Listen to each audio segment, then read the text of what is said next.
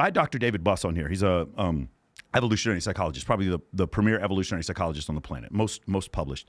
And one of the things I tried to explain to him is like, sir, you're the theoretical physicist and I'm the experimental physicist. I'm out here trying these things that you're doing. One thing I got to say is you are actually running not quite to the level of like PhD scientific level experiments, but you're running a lot of experiments and you're using control samples. Like for instance, the one you did with height, where you're showing, hey, here's what happens with when I have shoes that are taller or shoes that are flatter, etc. Can you talk about this whole idea? And was this what helped you blow up initially? Was this idea of like, let me show you what works on Tinder and what doesn't? Yeah, so I'm experimental myself. I think a lot of my dating strategies and overall the things that I've learned for myself has came from experiments I've ran off camera. And so through that, I figured out what works.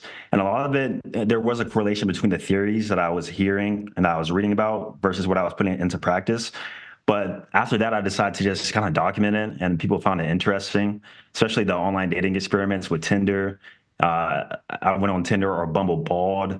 I wanted to see how girls react if I shaved my beard, the height differences. And so I'm always trying to find new ways to just overall make dating and how women react to certain characteristics about men more interesting, because most guys have an idea of like what women find attractive, but if we throw in different variables, will a person still get the same results? Yes. Because everybody's different, right? So I'm trying to just experiment and see what works and what doesn't, so it's fun for me too. So you did bald and with hair, and I'm guessing you used like Face App for that. That one was really cool. And then there's also where you had Chad, the guy from Turkey, who would go on there. And so you had people of different ethnicities to see if that had anything to do with it. There's been a ton of studies. I don't know, have you ever read the studies on like Tinder, Bumble, and Hinge? Satoshi Kanazawa's come out with some where they go over most right swipes are between 23 and 25. And then for men, I believe it's between 38 and 44, somewhere around there. The concepts of different ethnicities having different advantages and disadvantages on these dating spaces. Have you looked into any of that? I've read some stats. I don't know them off the top of my head like you do, but I am aware of the data behind some of these experiments. Yeah. Definitely when it comes to age, race, and things like that. Yeah. Yeah. The other part was the big one for me was the data, and I forget which company came out with this initially, but there was a couple of them where it was like the top 10% of men on Tinder, Bumble, and Hinge were getting something like 63% of the right swipes. The top 20% were getting 83% of the right swipes. The top 40% were getting 96% of the right swipes. And so you kind of point out, and when I watch your content, one of the things I see is there seems to be like almost like a status poverty level. If you can get above this, you get a ton of attention from women. In fact, you have women opening you. If you're below this line, you're just basically getting women trying to get you on their OnlyFans and prostitutes and unattractive women. Is that what you've seen? Yeah, I found that it's really all about leverage and your ability to correlate or showcase your sexual market value in different aspects through an online image. And so for online dating, obviously looks and image is obviously going to be very important, sex appeal.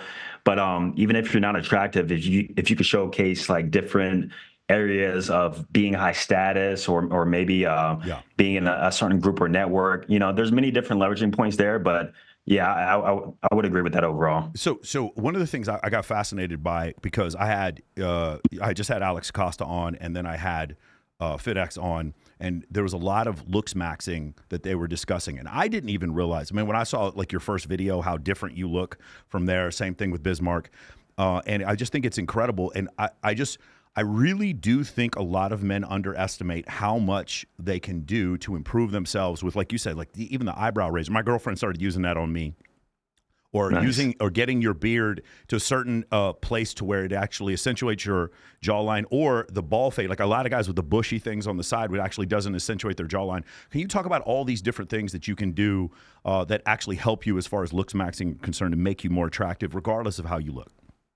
Yeah. And so the first thing is when it comes to looks matching, when you think about it at a deep level, all it is showcasing signs of health, signs that you're healthy. Yes. So the very first thing is just being a low percent body fat. That's like the first step. Guys who come in my program, guys who want to work on looks maxing, if you're above 50% body fat, you got to lose the fat first. Whenever you get to, I would say, 10 to 12% body fat, that's when your facial definition shows the most. That's when your jawline is accentuated the most. And that's when just most men tend to look the most attractive. In rare cases, it could be like 13 to 15% too. However, I find that like that 10 to 12% zone is like the sweet spot. And it is not easy either. That's why, so many, or that's why few men have, you know, that body fat percentage and can showcase that, because it is quite difficult, especially as you get older. The next thing is hair.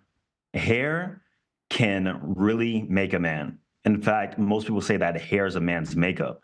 So one thing I focused on, and one thing that I teach people too, is if you're able to grow a beard, try and do so.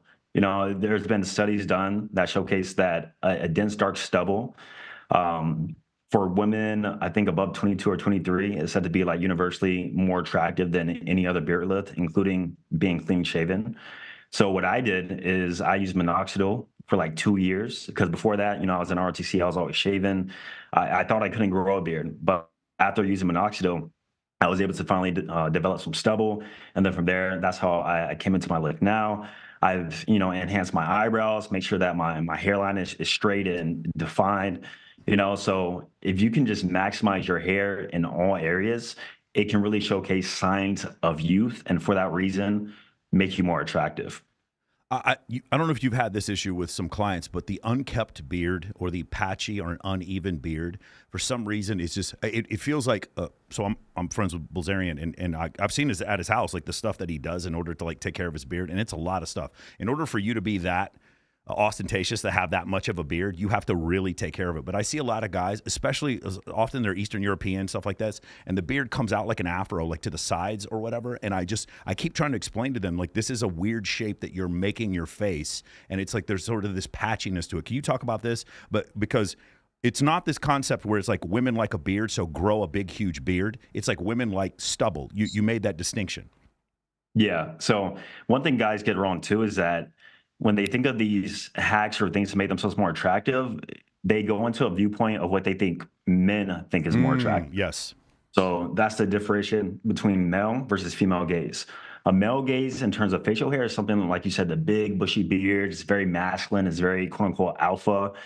And if you are going to go that route, at least it needs to be sharp and groomed, which takes a lot of dedication. It's going to be probably like daily grooming or every other day grooming. But you never want something that's big, bushy, looks unkept, because you just look unkept. And for the most part, a lot of these guys look homeless, Yeah. to some degree, especially if they don't take care of it and they just let it grow wild.